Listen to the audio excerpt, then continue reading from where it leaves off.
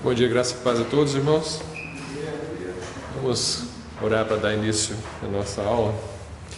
Senhor Deus, obrigado pela manhã de hoje, obrigado pelo culto que nós podemos ter.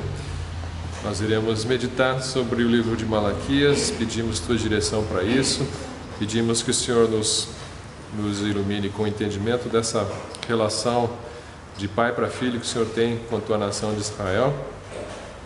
E muitas vezes filhos rebeldes, e precisamos do exemplo das Escrituras para nós sabermos como nos portar com o Senhor, que é nosso Pai, para que nós não sigamos o mau exemplo de Israel, mas possamos nos converter dos nossos erros conforme aquilo que está instruído, Deus, na Tua Palavra, que nós estejamos meditando sobre isso cada dia da nossa vida, Deus, para andarmos de acordo com a Tua vontade, andarmos de acordo com aquilo que é prescrito. Sabemos que a Tua vontade é boa para nós, mas nós muitas vezes não queremos, mas nós possamos caminhar pela fé, buscando aquilo que é melhor para o Senhor, que com certeza será o melhor para nós. Em nome de Jesus eu peço direção para esse culto, para outros cultos que acontecem também em outras igrejas que celebram o Teu nome nessa manhã. Que o Teu nome seja exaltado no nosso meio. Em nome de Jesus, amém. Irmãos, livro de Malaquias. Malaquias, último livro do Velho Testamento. Estamos encerrando aqui um longo período já de alguns anos de meditação nos livros do Velho Testamento. Não lembro em que ano que nós começamos, mas já faz um bom tempo, né? E estamos aqui então chegando ao final. Começar lendo Malaquias versículos 6 até 8, que eu entendo que é assim um bom resumo para o livro, é esse trecho aqui. Apesar de não ser o trecho mais famoso do livro, ele serve para introduzir o contexto aqui, né? O filho honra o pai, é Malaquias 1:6. O filho honra o pai e o servo o seu senhor. Se eu sou pai, onde está a minha honra? E se eu sou senhor, onde está o meu temor? Diz o Senhor dos Exércitos a vós, ó sacerdotes, que desprezais o meu nome. E vós dizeis, em que nós temos desprezado o teu nome?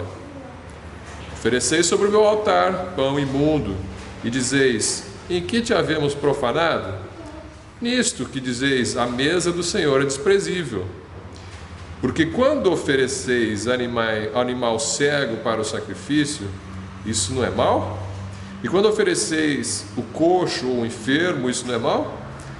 Ora, apresenta-o ao teu governador. Porventura terá ele agrado em ti? Ou aceitará ele a tua pessoa? Diz o Senhor dos Exércitos. Agora, pois, eu suplico, pedi a Deus que ele seja misericordioso conosco. Isto veio das vossas mãos. Aceitará ele a vossa pessoa?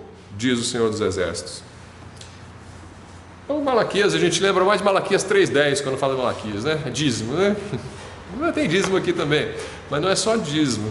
Ele fala dessa relação aqui de pai para filho, né? Está comparando aí a relação dele com o povo de Israel. Eu não sou pai de vocês? Filho honra o pai. Por que vocês não me honram, né? Então, ele vai tratar dessa forma ao longo do livro.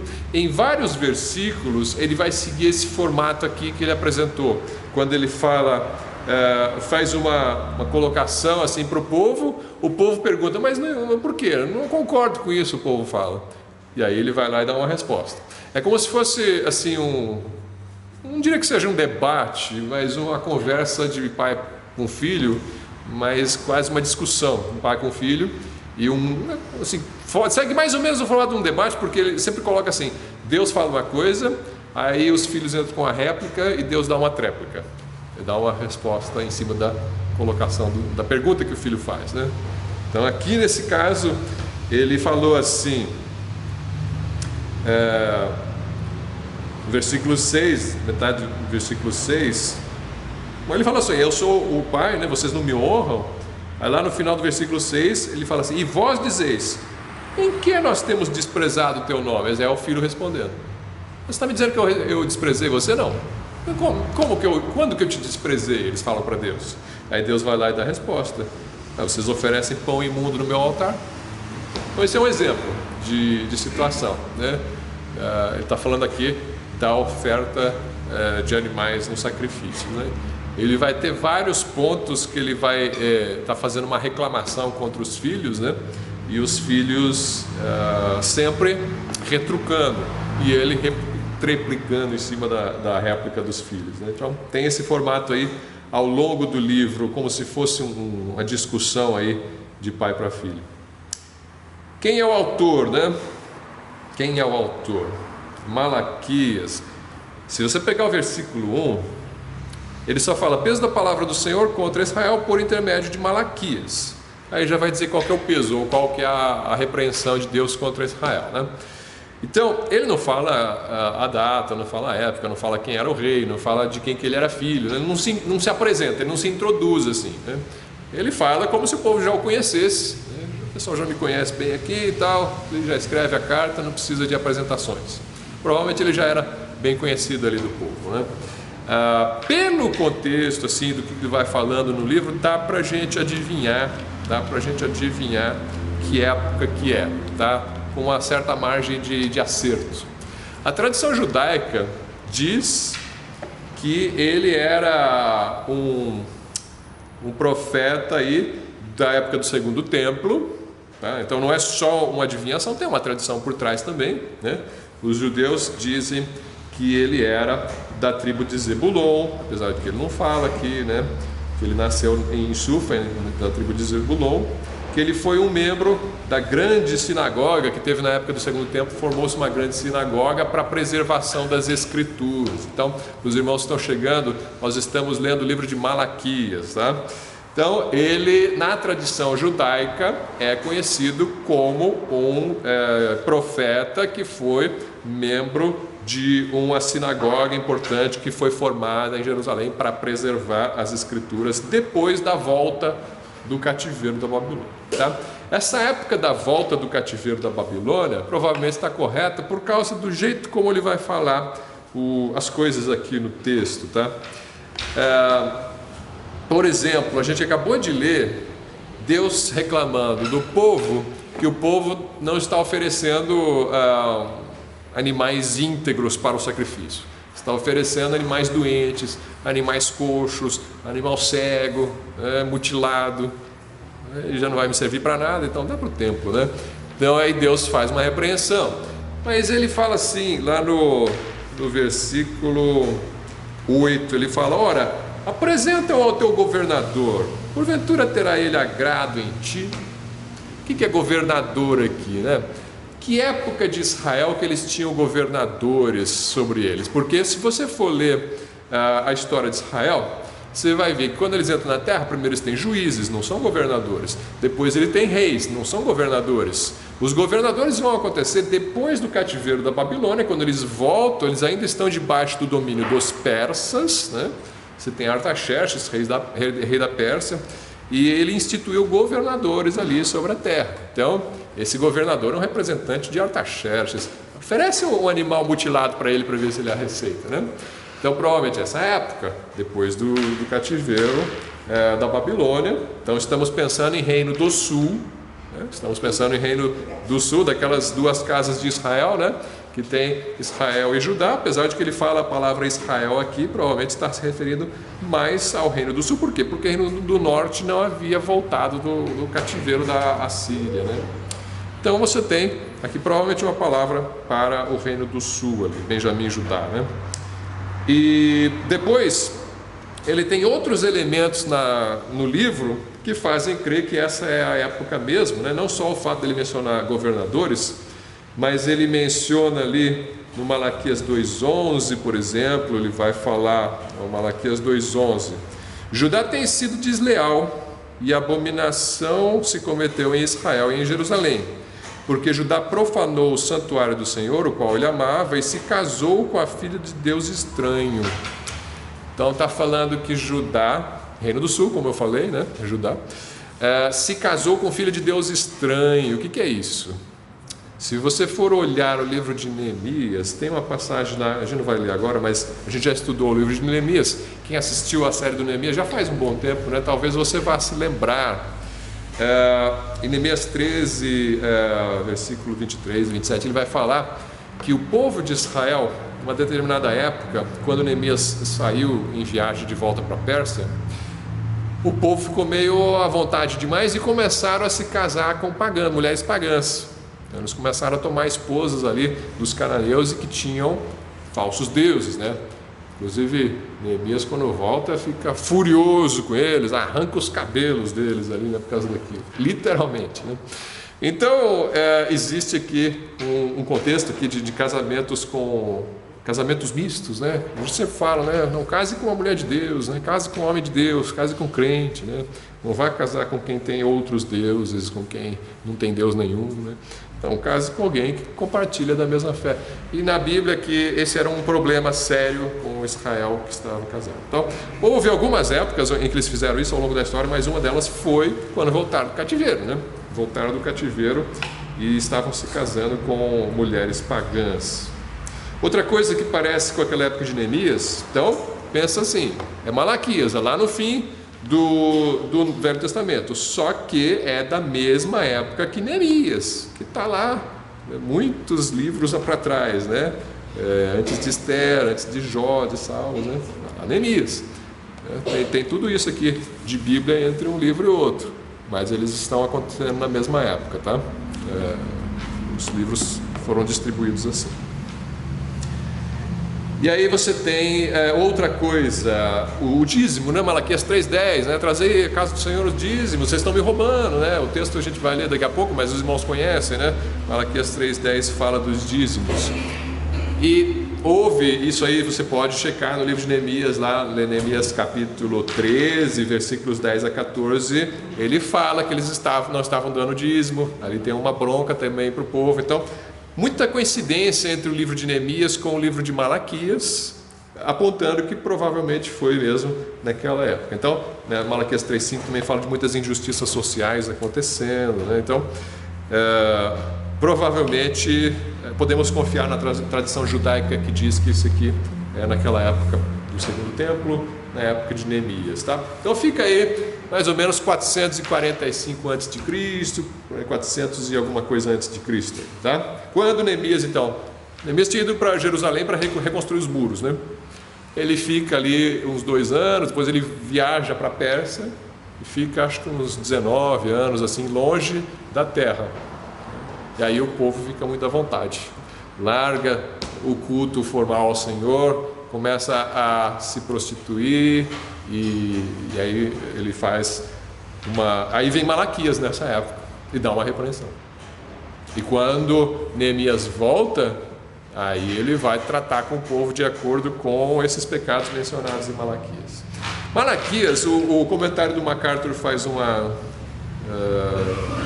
comparação assim com as cartas às 7 igrejas lá do Apocalipse, porque do mesmo jeito que as cartas às 7 igrejas são cartas para nós, nessa época, para nós vigiarmos, conferirmos os erros que estavam acontecendo no culto, né? No culto a Deus, problemas nas igrejas. Na época também em Malaquias é uma carta ao povo de Deus relacionada ao culto, aos problemas do culto, né? Como os que os sacerdotes estavam errando, como que o povo estava errando, mas principalmente voltado para elementos de um culto que não estava sendo feito do jeito de Deus, né? Do jeito que Deus prescreveu.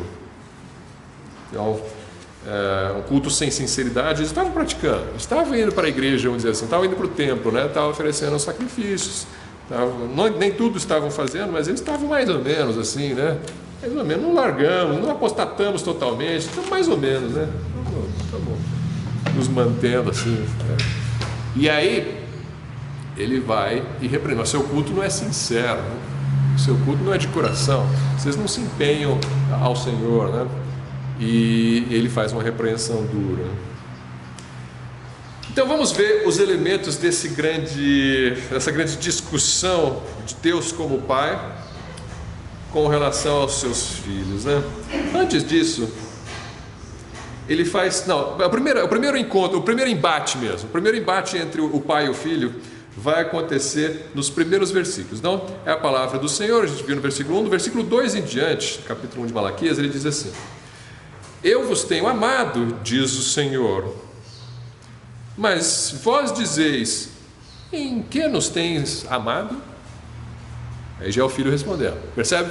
O pai fala para o filho, eu te amo. Aí o filho fala, não ama nada. Como que você me ama? E aí ele vai responder, ele dá a tréplica, Deus vai responder, eu amo sim. Não era Esaú irmão de Jacó? Disse o Senhor, todavia amei a Jacó e odiei a Esaú, e fiz dos seus montes uma desolação, e dei a sua herança aos chacais do deserto. Ainda que Edom diga, empobrecidos estamos, porém tornaremos a edificar os lugares desolados. Assim diz o Senhor dos Exércitos, eles edificarão e eu destruirei, eles chamarão termo de impiedade, povo contra quem o Senhor está irado para sempre. Veja só, ele faz uma comparação. Tinha Jacó e Esaú, né? Isaac teve 2 filhos, Esaú e Jacó. Esaú nasceu primeiro, ele deveria ter a prioridade da bênção, mas eu abençoei Jacó. Isso é amor. Você pode até achar que não é, mas Deus acha que é. Deus diz que é. Eu amei você e não Esaú. A linguagem assim é meio crua, né? Fica parecendo que Deus não se importa com Esaú, né? Deus tem a sua preferência lá com Jacó e não está nem aí com Esaú. Na verdade, existia assim uma linhagem de Deus de onde viria o Messias, que Deus prometeu, né, para Abraão, para Isaac, para Jacó. Então tem uma linhagem da promessa. As pessoas têm muitos filhos, né? As pessoas têm muitos filhos. E geralmente nós não devemos priorizar um filho em detrimento do outro, né? Você deve amar todos os seus filhos. Agora, em termos do plano de Deus, ele tinha uma promessa e ele escolheu que esse Messias viria de uma certa linhagem. E ele tem as suas razões para isso. E ele não fica explicando as razões, né? Ele fala, eu quero que seja Jacó. Mas Jacó é melhor que Esaú? Não, não é. Mas eu tenho meus motivos, não é da tua conta. Eu quero que seja o Jacó, né? E aí, o Esaú precisa ir para o inferno por causa disso? Esaú teve toda a chance de se relacionar com Deus do mesmo jeito, só que tinha que aceitar que a bênção vai para Jacó, né? Então, existe aqui um povo sendo escolhido. Existe um povo sendo escolhido. E esse povo foi o povo de Israel. A gente já falou em Zacarias, né, do castiçal. Israel é o castiçal de Deus para iluminar as nações. Esse castiçal não é Esaú, né? Assim como esse castiçal não foi Edom, né? Então, Edom é Esaú, né? Edom é Esaú. Então, você tem aí a Jacó. Eu quero que Israel seja esse castiçal. Deus pode escolher quem Ele quiser para ser este castiçal. Então Ele escolheu este povo para ser abençoado, para receber a lei, para receber o templo, para receber os sacerdotes, toda a instrução. E os outros povos que vão para o inferno? Não, os outros povos poderiam ser salvos olhando para o Deus de Israel e as bênçãos de Israel, né? Mas o castiçal vai ser Israel. O centro da adoração está aqui, né? Vocês olhem para o meu castiçal e vocês vão receber vida. Mas o castiçal está em Jerusalém, né? Não está no Monte Seir lá de Edom. Então, isso é uma prova de amor. Olha como que eu te abençoei, né? É uma prova de amor. Segundo Deus, isso é uma prova de amor. E o povo, então, ele não estava numa situação muito favorável. Eles ainda estavam debaixo do domínio persa. Então, eles estavam se achando muito fracos. Deus esqueceu da gente, né? Deus não ama a gente. Eles estavam esquecendo também por que eles estavam nessa situação, que era por causa dos seus próprios pecados, né? Mas então Deus dá essa prova de amor comparando eles com Edom. Então, como povo, Deus escolheu Israel, mas como indivíduos, os edomitas também podiam ser salvos, bastava eles crerem no Deus de Israel, né? Mas a bênção estaria sobre Israel. Tá, então é prova de um amor incondicional. A gente vai ver o Paulo mencionando esses textos aí em Romanos 9. Hoje vamos dar uma olhadinha aqui no Romanos 9. É um texto super conhecido, volta e meia a gente passa por ele, né, nessas aulas, mas já que agora é uma citação direta, estamos vendo o livro de Malaquias, convém a gente olhar de novo o Romanos 9, só para ver como ele vai usar isso no Novo Testamento. Romanos 9, versículos 4 e 5, está falando aí de Israel, né? Das bênçãos que Deus deu a Israel, e que Israel rejeitou o Messias. Então Deus vai tratar com Israel, vai rejeitar temporariamente Israel e vai voltar suas atenções para a igreja, que somos nós, né? Mas ele fala também que Deus não esqueceu de Israel. Ele fala no versículo 4, Romanos 9, 4, que são israelitas, dos quais é a adoção de filhos. Lembra? Deus fala, né? Eu sou o pai, vocês têm que me honrar, né? Porque Deus adotou Israel como filhos, e a glória, as alianças, e a lei, e o culto, e as promessas, tudo isso veio para Israel, não veio para as outras nações, né? As outras nações não receberam as instruções todas que Israel recebeu a respeito do culto, e o templo, e a lei, dos quais são os pais foram escolhidos pela vontade de Deus, e dos quais é Cristo, segundo a carne, o qual é sobre todos, Deus bendito eternamente. Amém? Então esse foi versículos 4 e 5, versículos 11 a 13 ele continua falando, porque não tendo eles, aí já está falando de Esaú e Jacó, né? Não tendo eles ainda nascido, nem tendo feito bem ou mal, para que o propósito de Deus, segundo a eleição, ficasse firme, não por causa das obras, mas por aquele que chama, foi-lhe dito a ela: o maior servirá ao menor. Foi falado a Rebeca, né, que é a mãe. Tem Esaú e tem Jacó. Esaú é maior, mas o maior vai servir o menor. Como está escrito, amei a Jacó e odiei a Esaú. Ele está citando Malaquias aqui. Está citando Malaquias. Que diremos, pois, que há injustiça da parte de Deus? De maneira nenhuma, pois diz a Moisés: compadecer-me-ei de quem me compadecer, terei misericórdia de quem eu tiver misericórdia. Então, ele vai falar justamente disso. Você não questiona a Deus por que ele escolheu uma nação e não escolheu a outra. Os homens podem questionar a Deus a respeito de muitas coisas, mas não nos compete questionar essas coisas. Nos compete reconhecer. É Israel que está na salvação? A salvação vem dos judeus, como Jesus fala para a mulher samaritana ali, né? A salvação vem dos judeus. Então a samaritana fez o certo, então ela creu no Messias dos judeus, né? A salvação vem dos judeus. Então nós cremos no Messias de Israel, Jesus Cristo, nosso Senhor. Salvação não é só para os judeus. É isso que as pessoas confundem. Salvação veio dos judeus, que Jesus é judeu de linhagem, né? da casa de Davi. Ele é gerado pelo Espírito Santo, mas vem de Maria, né?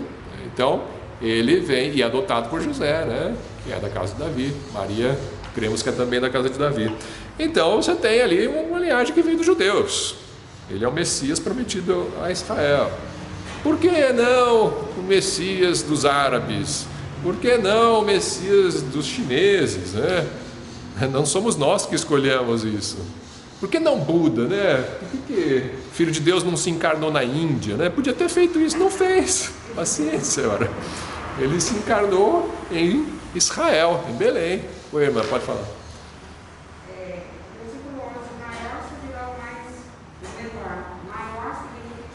O mais velho aqui, o primogênito, né? O primogênito era Esaú. Não é o maior em estatura ou em poder, não, nem em poder não é mesmo, porque ele serviu o mais novo, né? Então, quem ficou maior na história foi o Jacó, né? Com o passar do tempo, né?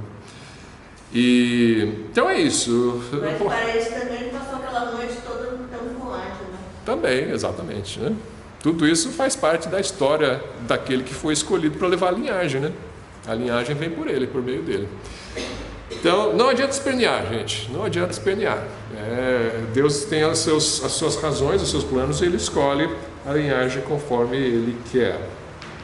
A nação foi, sim, privilegiada. Não dá para negar que Israel foi privilegiada, mas dentro desse privilégio vem, então, uma responsabilidade muito maior. Salvação para todos, sim, mas cobrança muito maior sobre Israel, porque para eles foram dados os profetas, os pais, a lei e as promessas e a aliança, né? Então é em cima dessa cobrança que o resto do livro vai se desenvolver. Já que vocês são os filhos adotivos, eu adotei vocês, eu escolhi, né?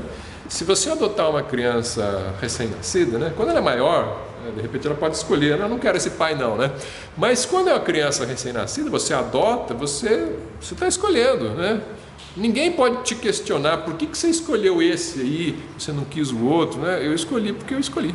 Na verdade, quem escolheu foi a fila, né? Eles têm uma fila de adoção. Mas você pode falar, não quero esse, né? E quem vai te condenar porque você diz não quero este? Eu quero o próximo da fila. Ninguém pode te condenar por isso. Então, Deus escolheu. Tinha 2 na fila. O primeiro da fila foi Esaú. Deus falou, não quero esse não, eu quero o próximo da fila. Ele adotou o segundo, que era Jacó. O que pode fazer? Ninguém pode condenar Deus por ter feito isso, assim como ninguém pode condenar uma pessoa porque adotou. Geralmente quem condena é quem não adotou ninguém, né? A pessoa não adotou ninguém e fica criticando quem adotou o outro. Por que você adotou esse? Por que adotou africano e não brasileiro? Se tem criança pobre no Brasil, né? Aí você adotou quantos, né? Para ficar criticando. Então, isso aí é conversa, né? Mas, enfim, Deus adotou Jacó. E aí ele entra com essa primeira crítica com Jacó. Já que eu te adotei, por que você não me honra como pai, né? Versículo 6, né? O filho honra o pai, o servo honra o Senhor. Vocês são tão filhos meus, então são servos meus também, né? Por que vocês não me honram nem como filho e nem como servo, né? Ou não me honram nem como Senhor e nem como pai? E se eu sou o Senhor, onde está o meu temor? E diz o Senhor dos Exércitos, a vós, ó sacerdotes, que desprezais meu nome. Só que eles não aceitaram essa crítica. Eles falaram, em que nós temos desprezado o teu nome? Não, eles estavam se achando muito bons filhos. Não, eu não sou um filho rebelde. Eu não desprezei seu nome, não. Aí ele vai dizer, onde que vocês desprezaram? Desprezaram, sim. Vós dizeis, em quem nós temos desprezado o teu nome, e ofereceis, aí é Deus respondendo no versículo 7, ofereceis sobre o meu altar pão imundo, e dizeis, em que te havemos profanado? Nisto que dizeis, a mesa do Senhor é desprezível, né? Porque vocês oferecem um animal cego em sacrifício. O animal não está representando Jesus Cristo, que é o Cordeiro de Deus sem pecado, imaculado, perfeito, né? Tinha que ser um macho sem defeito, sem mancha, para representar a pureza e a perfeição do Filho de Deus. Este é o animal que você vai entregar, o melhor do teu rebanho, esse que você entrega para o sacrifício, por causa do simbolismo daquilo, né? Mas não, estava entregando qualquer coisa. Isso é um desprezo com relação ao culto a Deus, né? O culto, eles não estavam muito preocupados com relação a isso. No Velho Testamento, eles tinham um cerimonial do culto muito bem descrito, muito detalhado, assim, né? As coisas que aconteciam no culto tinha o jeitinho certo para tudo, né? O sacerdote tem que lavar as mãos aqui, depois ele vai pegar o sacrifício aqui, ele mata assim, se for tal tipo de oferta, ele queima lá em holocausto, se não, ele queima uma parte, come outra parte, estava tudo na lei, tudo descrito, você tem que fazer assim. Então, naquela época, se você violasse essas coisas, você já sabia, eu estou em pecado. E hoje em dia, como é que é? Nosso culto do Novo Testamento, nós não temos tantas instruções assim no Novo Testamento para dizer, olha, você tem que começar domingo de manhã às 9h30, ou domingo à noite, agora às 6 horas, né? Tem que durar tanto, tem que ter tantos hinos, depois tem que ter aí uma parte de oferta, depois... Então, o formato que nós adotamos, ele vem de uma tradição que tem base bíblica, mas ele não é tão rígido, né?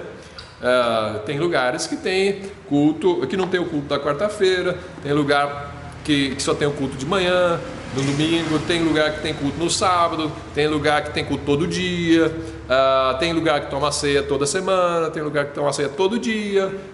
Então, essas coisas não são erradas. Existe uma liberdade no culto do Novo Testamento que é diferente do culto do Velho Testamento, onde as coisas eram mais rígidas, né? Mais rígidas. Tem lugar que a ceia é um cálice que passa para todo mundo, tem lugar que são todos, cada um recebe o seu cálice, formatos diferentes, né? Mas existe uma norma, né?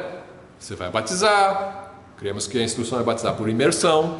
Para quem se converteu, você vai tomar a ceia, você vai cultuar, você vai se reunir. Então tem várias coisas que a Bíblia deixa, mas existe também mais liberdade do que no Velho Testamento com relação à forma, né? A irmã ia falar alguma coisa? Quanto à ceia, né? Nós tivemos um pastor aqui, e ele falou assim, vamos trocar o pão. E eu falei, depressa, nós trocamos o cálice. Sim. A tradição de cada grupo aqui costumavam trocar os cálices, né? Trocamos o cálice. Aí ficou o cálice. Eu lembro disso.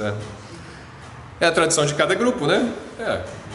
É a tradição de cada grupo, né? A Bíblia não diz que você tem que trocar cálices, né? A gente faz assim. A igreja resolveu assim. Lá de onde eu vim também não trocava não, mas... Isso tudo está dentro da liberdade de cada grupo. Mas só que na hora, assim, a gente ia comer o pão da mão do outro. Pois é, tudo tem o seu...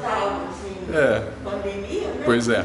Eu também prefiro cada um com seu cálice do que ficar compartilhando um cálice, né? Mas, enfim. Então, temos aí... Mas, então, qual seria a repreensão de Deus, né? Nosso culto tem que ser, então, em espírito e em verdade. Existem umas normas que devemos seguir, sim, né? Existe uma decência e ordem, por exemplo. Não é para ficar falando todo mundo ao mesmo tempo. Isso está escrito, né?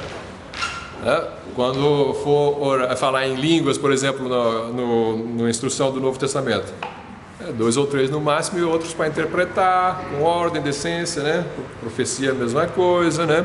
Não é para ficar todo mundo falando ao mesmo tempo, né? Não é para ter desordem, não é para ter bagunça, é para ter decência e ordem. Os incrédulos, quando entram no nosso meio, não é para eles olharem assim e ficarem chocados com a bagunça que está dentro. Paulo fala tudo isso, né? Então, você precisa andar de uma maneira sóbria, várias coisas, várias instruções que tem no Novo Testamento, no culto do Novo Testamento, né? E outra, uma coisa bastante importante, por exemplo, se você olhar uma das respostas do povo, ao versículo 13 do Malaquias 1, e dizeis ainda, eis aqui que canseira, e o lançastes ao desprezo, diz o Senhor dos Exércitos. Vós ofereceis o que foi roubado, e o coxo, e o enfermo, assim trazeis a oferta. Aceitaria eu isso de vossa mão? Diz o Senhor. Viu o que aconteceu? O povo estava fazendo assim, tá aqui, eis aqui, que canseira, né? Eu tenho que trazer esse negócio aqui. Toma esse aqui. Ele pega um que foi roubado lá. Oferece de qualquer jeito, né? Que canseiro, tem que dar aula na escola dominical de novo, domingo. Acho que eu vou baixar um sermão pronto aqui, né? Um dos mais simplesinhos, assim, que eu não preciso estudar tanto, né? Eu baixo aqui da internet, imprimo e pronto, né? Meia hora eu preparei, tá tudo certo e vou lá. Mas que canseira, tem que dar aula para as crianças de novo, né? Que canseira, né? Faz de qualquer jeito. Toma aqui. Não se prepara, né? Isso aí eles estavam fazendo. Essa é uma das repreensões. Eu aqui estou associando uma coisa com outra, por exemplo, o crente não deve jogar na loteria. Aí se ele jogar, ganhar um bom prêmio, quiser dar o valor do prêmio, Deus não vai aceitar. Olha, não vou entrar nessa discussão agora, não. Minha recomendação é não jogue na loteria. Você não precisa disso. Agora, se você ganhar, aí já é outra história que você vai fazer com o dinheiro, né? Agora, veja o que Deus não aceitava. Ele não aceitava oferta ruim, né? Aquele animal dilacerado, né? Uma coisa assim. Animal roubado, né? Roubei o banco, vou dar oferta para Deus, né? Não. Isso aí Deus não vai aceitar de você a sua oferta, não. Que mais? Então, isso é uma coisa, né? Essa fazer de qualquer jeito, fazer sem vontade. Ele fala, você acha que eu vou aceitar? Não vai aceitar. Deus não está alegre. Mas eu estou aqui fazendo sacrifício, né, para servir a igreja. Você é tão sacrifício assim para você? Então, o que você está fazendo, né? Você não gosta de fazer, você não acredita no que está fazendo, não vai abençoar os outros, né? Faz direito, né? Faz com gosto, faz com prazer, né? A Bíblia não diz no Novo Testamento, Deus se agrada de quem dá com alegria, né? Eu dei muito dinheiro, mas Deus falou, Deus se agrada de quem dá com alegria, né? Não é só a quantidade, né? Tem um coração, né? Então aqui também, mesma coisa. Tem uma terceira crítica aqui de Deus ao povo, como filho e servo, né? No capítulo 2 agora de Malaquias, no versículo 13, ele diz: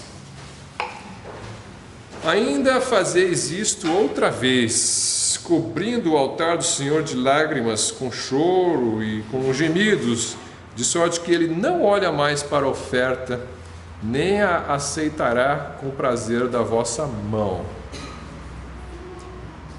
Quer dizer, não adianta chorar, não adianta chorar, Deus não vai receber a sua adoração. Uma coisa que ele está falando. Tem muita gente que vem na igreja, se emociona, chora, né? Faz oferta, canta, está muito emocionado. Deus está falando, não adianta chorar não aceito. Aí o povo não entendeu e pergunta no versículo 14, e diz isso, por quê? Né? Por que não está aceitando? E aí ele dá a resposta, porque o Senhor foi testemunha entre ti e a mulher da tua mocidade, com a qual tu foste desleal, sendo ela a tua companheira e a mulher da tua aliança.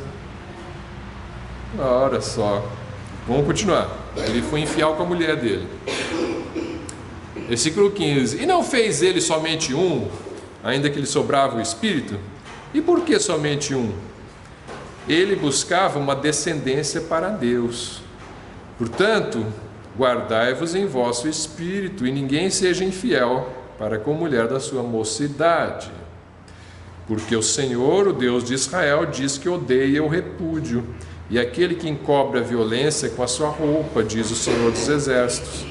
Portanto, guardai-vos em vosso espírito e não sejais desleais. Veja só o outro problema que eles têm. Primeiro problema, eles estavam se casando com mulheres pagãs, ele falou anteriormente. Agora ele fala que vocês estão se divorciando da mulher da sua mocidade, aquela que eles casaram quando eram jovens, né? Agora vocês estão se divorciando.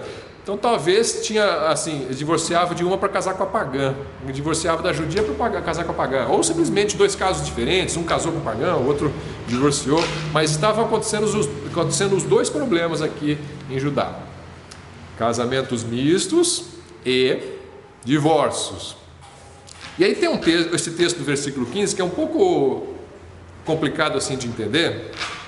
Eu vou tentar deixar ele claro, de acordo com os comentários que eu li, faz sentido, mas veja que Deus não estava aceitando a adoração dos divorciados. Deus não estava aceitando essa adoração. Eram divorciados para casar com outra, né?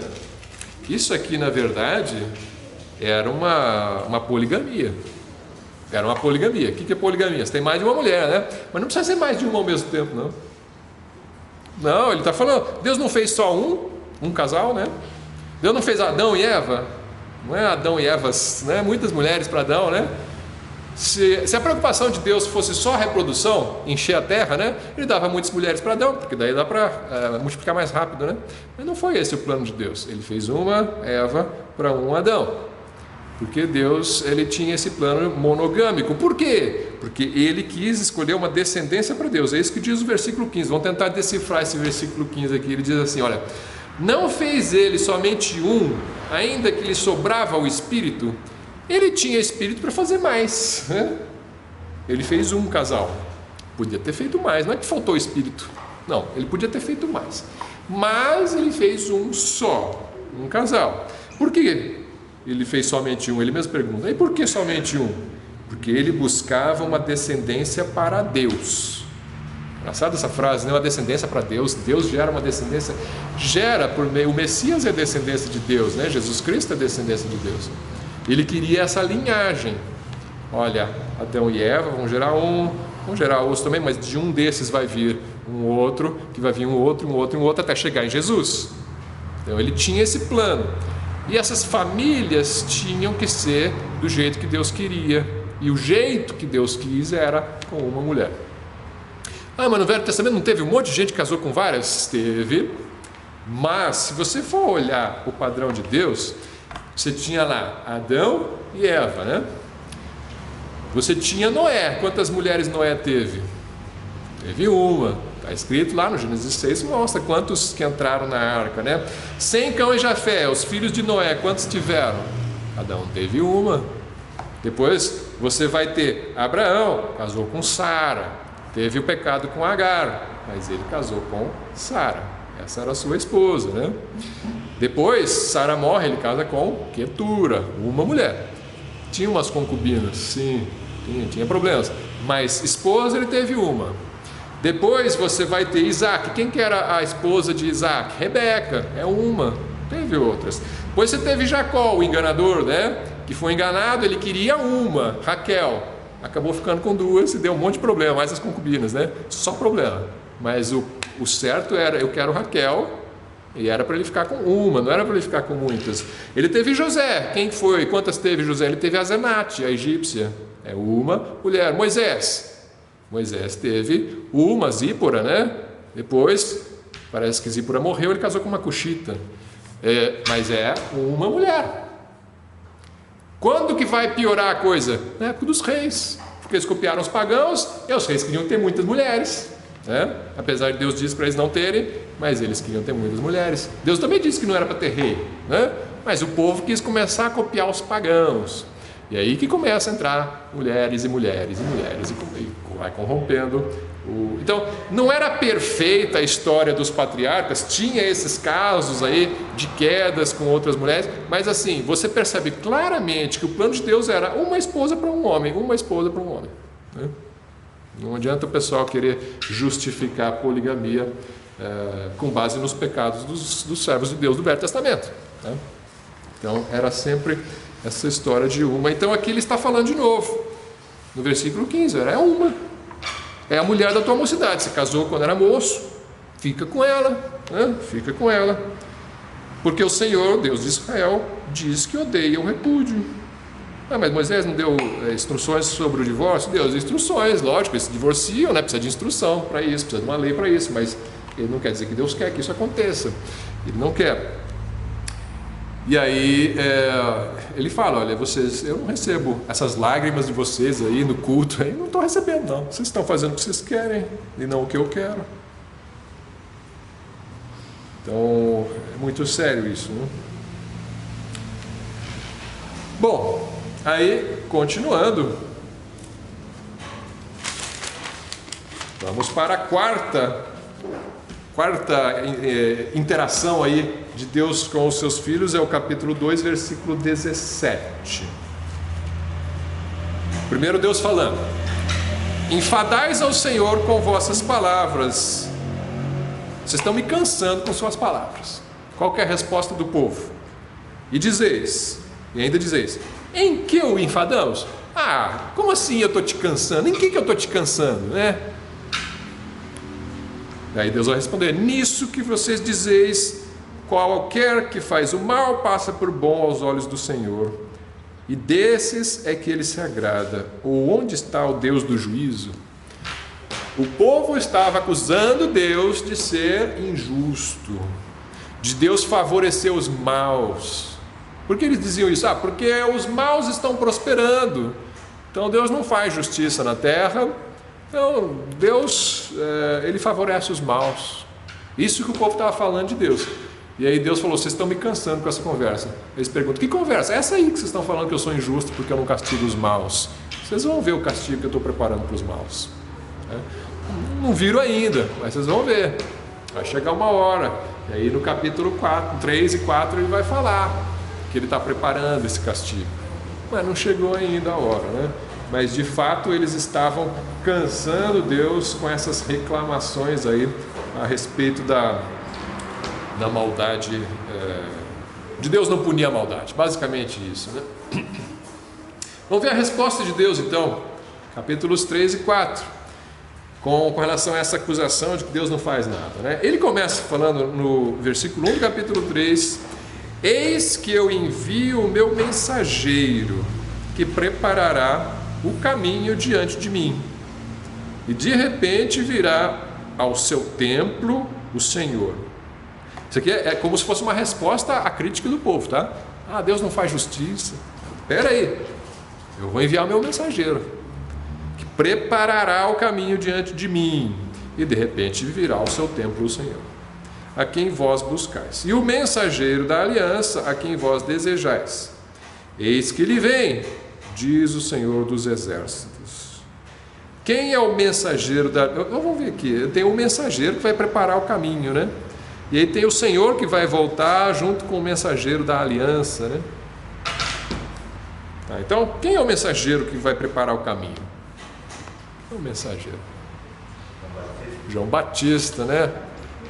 Como é que a gente sabe que é João Batista? Não está escrito João Batista aqui? Como é que sabe que é João Batista? Bom, quem que prepara o caminho, né?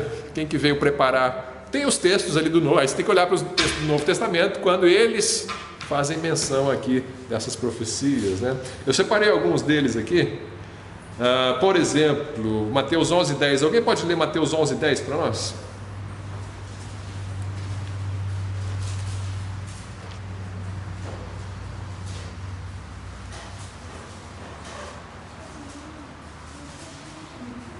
Porque é este de quem está escrito: eis que diante da tua face envio o anjo, que preparará diante de ti o teu caminho.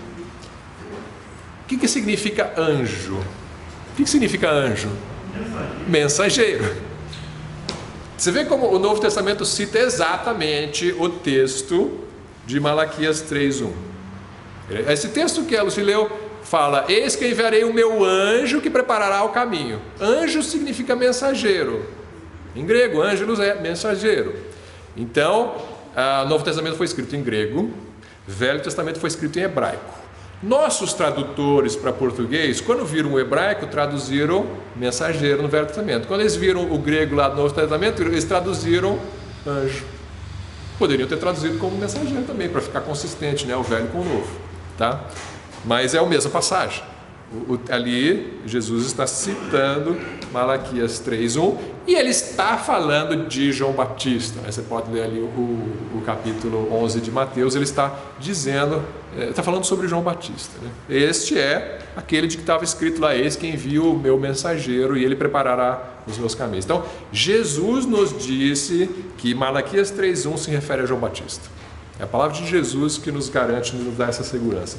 Isaías 40, versículo 3 diz assim, não precisa abrir, eu vou ler: voz do que clama no deserto, preparai o caminho do Senhor, endireitai no ermo vereda a nosso Deus. E aí Mateus 3:3 diz assim, certo? Quem que é voz do que clama no deserto, preparai o caminho do Senhor, endireitai o ermo do Senhor? Quem que é esse aí? Isaías não fala quem é. Mas é o próprio, né? O próprio João Batista. Mateus 3:3 diz: porque este, João Batista, é o anunciado pelo profeta Isaías, que disse: voz do que clama no deserto, preparai o caminho do Senhor, endireitai as suas veredas. Então ele vem antes para pregar o reino dos céus. Percebam uma coisa, irmãos: Malaquias é o último profeta do Velho Testamento. Eu falei que os livros do Velho Testamento não estão na ordem cronológica, né? Mas o Malaquias está. Malaquias de fato é o último. Tá? Malaquias é o último livro a ser escrito. Malaquias é o último profeta do Velho Testamento. Quando Malaquias morre, mais ou menos 400 anos antes de Cristo, ficam 400 anos sem profeta, tá? Isso está nos escritos judaicos. Nós não temos Bíblia entre Malaquias e Mateus, não tem nenhum livro da Bíblia, porque não havia profetas nesse período. Semana que vem, se Deus quiser, semana que vem acho que eu vou estar de férias, mas quando eu voltar de férias, a gente vai falar um pouco sobre o período intertestamental entre o fim de Malaquias e o começo de Mateus. O que aconteceu aí nessa época? E vamos começar a estudar o Novo Testamento, tá? Mas não havia profetas em Israel. Como? Exatamente, eu falei, estamos de férias provavelmente semana que vem, mas quando eu voltar de férias, aí a gente... semana que vem a gente está aqui. Tá, não, tá certo. Eu me confundi. Depois é que a gente sai. Tá. Mas enfim, então semana que vem, se Deus quiser, a gente fala disso. Mas entre Malaquias, qual foi o próximo? Foi João Batista. Esse foi o próximo profeta do Senhor, chamado por Deus, inspirado por Deus. Morre Malaquias, e o próximo só vai nascer 400 e tantos anos depois, tá? E é João Batista, e Jesus testifica que é João Batista, que é este que prepara os seus caminhos, né? Então, Malaquias 3:1 está falando deste, João Batista, e da vinda do Senhor. Eis que eu envio o meu mensageiro, e eu virei, né? O Senhor virá, Jesus Cristo. O Senhor Deus virá na pessoa de Jesus Cristo, né? Virá, diz o Senhor dos Exércitos. Versículo 2, ele fala em Malaquias 3:2: mas quem suportará o dia da sua vinda, e quem subsistirá quando ele aparecer? Porque ele será como o fogo do ourives e como o sabão dos lavandeiros. Você vê que isso aqui é uma resposta à acusação dos filhos dele de Israel, que falaram: vocês não fazem nada, Senhor, mas eu vou fazer. Quando eu enviar o meu mensageiro, e logo em seguida enviar o Senhor, ele vem fazendo justiça. Aí você pensa assim: mas Jesus, quando veio, ele não veio assim arrebentando com tudo, né? Não, ele veio com um cordeiro manso, né, para o matadouro. Parece que aqui muitos estudiosos das profecias bíblicas entendem que o Velho Testamento não faz muita distinção entre as duas vindas. Às vezes ele fala das duas vindas juntas, né? Primeira e segunda vinda de Cristo falam juntos, assim. Por quê? Porque Jesus vem para morrer na primeira, e na segunda ele vem para reinar e destruir os inimigos, né? E aí de repente vem falando de juízo e destruição e tudo mais, fogo, né? Ele não fez isso na primeira vinda. Então leva a gente a concluir que o texto está apontando também para a segunda vinda. Ele juntou as duas. Olha, o Messias vem, e ele vem para fazer justiça. Só que na primeira vinda ele ainda não fez toda essa justiça. Ele pregou a justiça, exibiu a justiça, mas ele não puniu os ímpios, né? Mas ele volta para punir um dia, né? Isso leva algumas pessoas a cogitarem: será que quando ele vier a segunda vez, ele vai também mandar um precursor, né? Assim como ele mandou João Batista para preparar os caminhos dele, será que na segunda vinda, cumprindo essa profecia, ele manda também um precursor ali para preparar o seu caminho, né? Alguns vão associar isso lá com um texto de Apocalipse que fala das duas testemunhas que testemunham em Jerusalém, né? Pode ser que esse seja também um precursor do Messias da segunda vinda. Isso aí é outro assunto, né? Vamos focar aqui com o João Batista. Então aqui ele menciona João Batista vindo preparar os caminhos do Senhor. Capítulo 3, versículo 7 tem mais uma interação aí do pai com os filhos. Capítulo 3, versículo 7, ele diz assim: desde os dias dos vossos pais, vos desviastes dos meus estatutos. Não é de hoje que vocês estão se desviando, eu sei, e não os guardastes. Tornai-vos para mim, e eu me tornarei para vós, diz o Senhor dos Exércitos. Deu uma mensagem: voltem, se arrependam. Aí os filhos vão responder: mas vós dizeis, em que havemos de tornar? Que pergunta, né? Que pergunta mais... é como se assim: mas eu não me desviei, por que eu tenho que voltar, né? Você não percebeu ainda que você se desviou? Não é possível. Depois de tudo isso ainda não percebeu que você se desviou? Mas eu estou aqui, estou indo na igreja, né? Estou aqui oferecendo sacrifício no templo. Eles não chamavam de igreja naquela época, né? Estou oferecendo aqui, estou cantando, estou aqui, não estou desviado, né? Eu não sou do mundo. Olha, mas vocês têm que voltar sim, você tem que se arrepender. Aí Deus vai responder: você acha que você não se desviou? Eu vou dar um exemplo para você. Roubará o homem a Deus? O homem não pode roubar a Deus, né? Mas vocês roubam. Todavia vós me roubais, e dizeis: em que roubamos? De novo o filho interagindo. Essa interação que está mais longa. Agora é a segunda resposta do filho, né?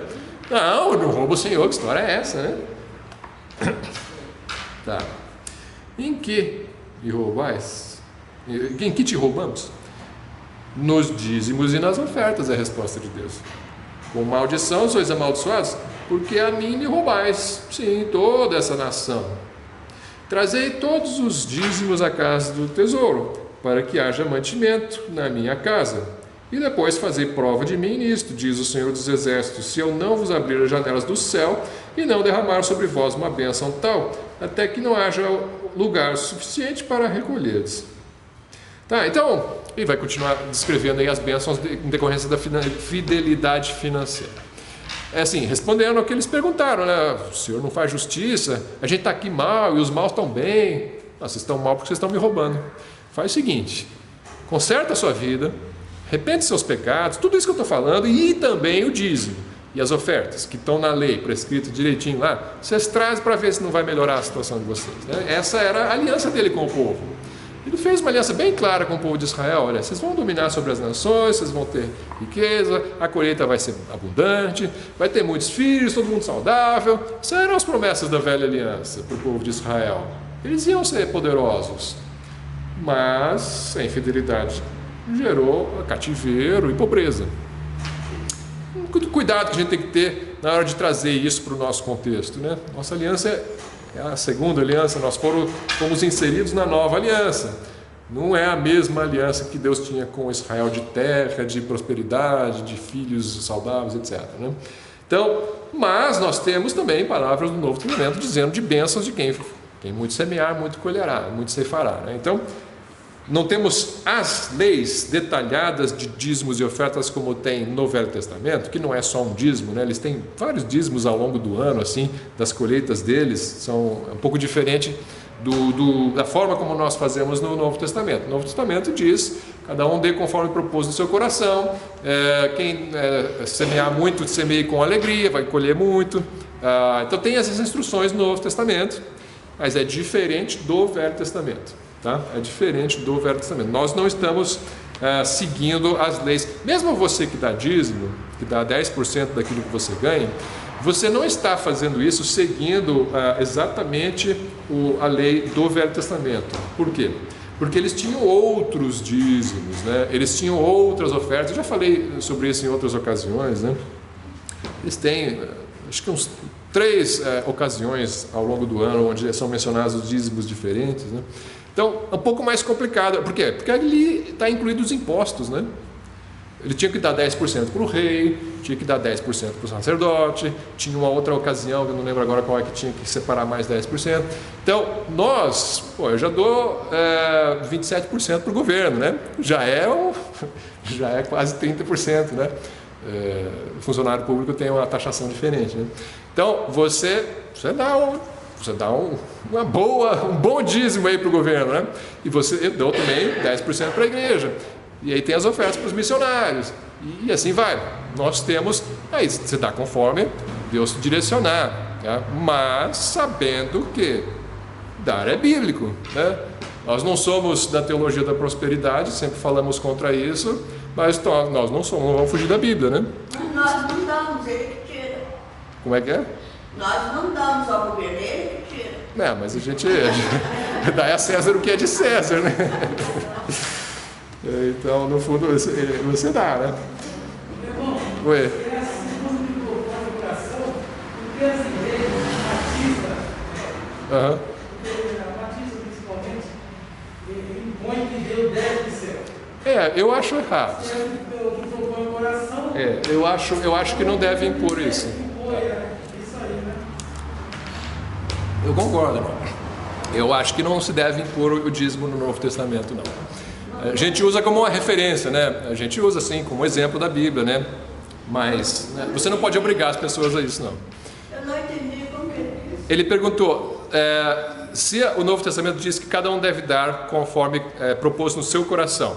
O Novo Testamento não tem uma lei do dízimo, né? Não tem mesmo. Então, por que algumas igrejas colocam o dízimo como uma lei?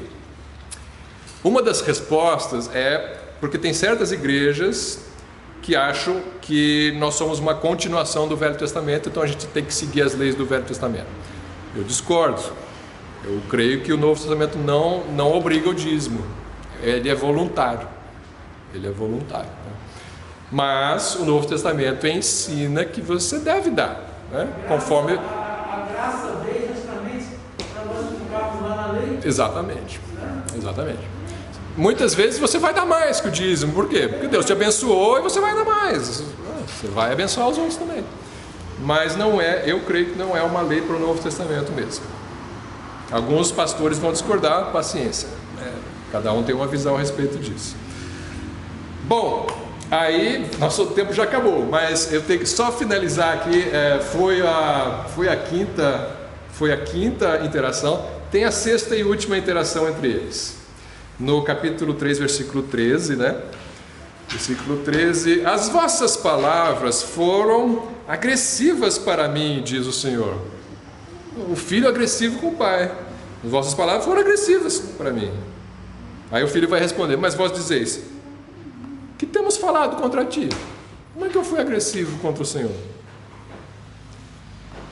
E a resposta do pai: vós tendes dito, inútil é servir a Deus, que nos aproveita termos cuidado em guardar os teus preceitos e em andar de luto diante do Senhor dos Exércitos. Não adianta nada a gente obedecer a Deus, Deus não abençoa a gente. Uma acusação grave contra Deus. Ora, pois, nós reputamos por bem-aventurados os soberbos. Os filhos continuam falando, né? Eles tentam a Deus e escapam, no final do versículo 15. Mas versículo 16: então aqueles que temeram ao Senhor falaram frequentemente um ao outro, e o Senhor atentou e ouviu, e um memorial foi escrito diante dele para os que temeram ao Senhor e para os que se lembraram do seu nome, e eles serão meus, diz o Senhor. Essa é a resposta de Deus. Tem um grupo aí que está fiel, tem um grupo que está sendo fiel ali, e esses vão receber um memorial aqui.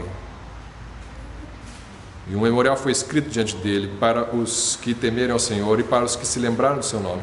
E eles serão meus, diz o Senhor dos Exércitos. Naquele dia serão para mim joias. Poupá-los-ei como um homem poupa seu filho que o serve. Então voltareis e vereis a diferença entre o justo e o ímpio. Agora vocês não veem. De fato, eu sei. Agora às vezes fica difícil de ver Deus fazendo a distinção, né? Parece que o ímpio está prosperando e o justo não. Mas um dia vocês vão ver. Espera mais um pouco que vocês vão ver. Entre o que serve a Deus e o que não serve. Aí ele vai no capítulo 4 e ele descreve a segunda vinda do Senhor, porque eis que aquele dia vem ardendo como fornalha, todos os soberbos e todos os que cometem iniquidade serão como palha, e o dia que está para vir os abrasará, diz o Senhor dos Exércitos, de sorte que lhes não deixará nem raiz nem ramo. Mas para vós, os que temeis o meu nome, nascerá o sol da justiça, e cura trará nas suas asas, e saltareis como bezerros de estrebaria. E pisareis os ímpios, porque se farão cinza debaixo das plantas de vossos pés. Ele não está falando isso para agora, está falando no final, a consumação dos séculos, né?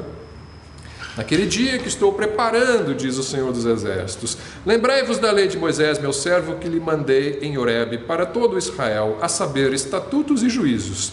Eis que eu vos enviarei o profeta Elias, antes que venha o grande e terrível dia do Senhor. E ele converterá o coração dos pais aos filhos, e o coração dos filhos a seus pais, para que eu não venha e fira a terra com maldição. Assim termina o Velho Testamento falando de Elias. E quem é Elias?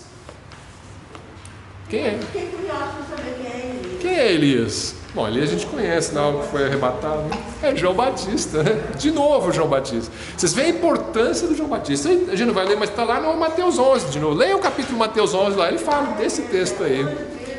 Vocês querem saber? Esse é o Elias que estava escrito, Jesus falou. Esse é o texto, Jesus tem escrito.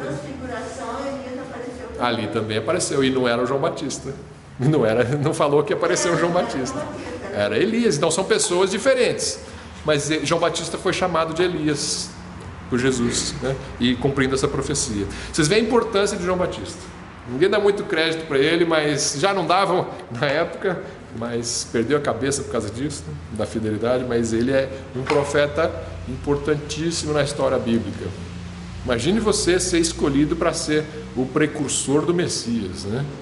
Não houve dos nascidos de mulher maior do que João Batista. Mas enfim, vamos lá, vamos encerrar aqui. Se Deus quiser, semana que vem a gente começa o Novo Testamento. Vamos encerrar com uma oração. Vou pedir a Lucy para orar para a gente, pode ser? Senhor, obrigada pelo dia de hoje, um dia tão bonito, especial, que estamos todos bem, com saúde, com as nossas famílias. Estamos aqui na tua casa para aprender mais da tua palavra. Obrigada pelo que a gente ouviu hoje, por tudo que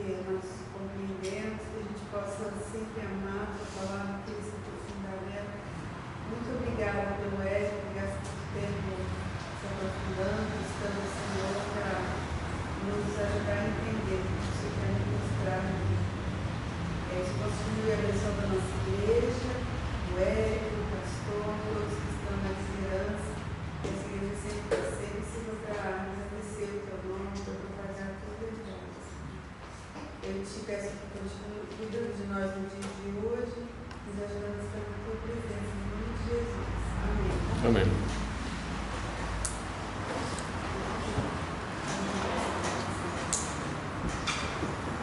Amém.